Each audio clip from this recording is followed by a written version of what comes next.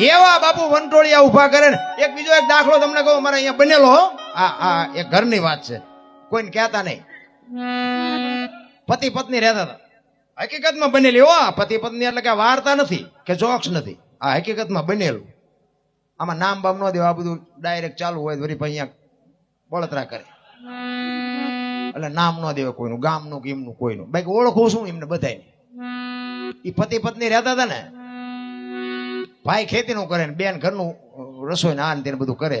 એમાં બેન રસોઈ બનાવતા હતા ને, વરસાદ આવ્યો હવે નહીં મજા આવી. આની ખાલી ગાડલા સાઈન કરવી આપ. હમણાં પૂરું કરી દો 10-15 મિનિટમાં. તે બેન રસોઈ બનાવતા હતા, એમાં એક પાપડનું પડીકું રોજ આડું આવતું. એટલે એને થયું કે આ પાપડ કે રોજ આડા આવે છે ને, શેકી નાખું, હું મારો ઘરવાળો બે ખાશું.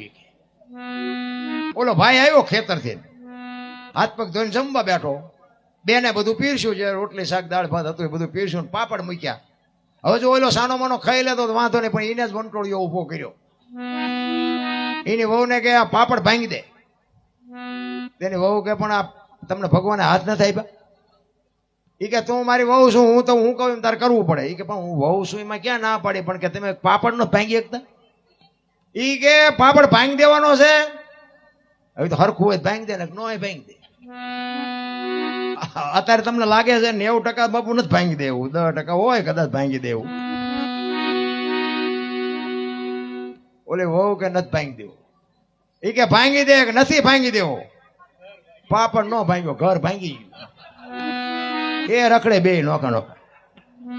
હવે કે છે સમાધાન કરો, એટલે પાપડ નો ભાંગે એ બૈરા રાખીએ કે આ આપણે વંટોળિયા ઉભા ન કર્યા કહેવાય.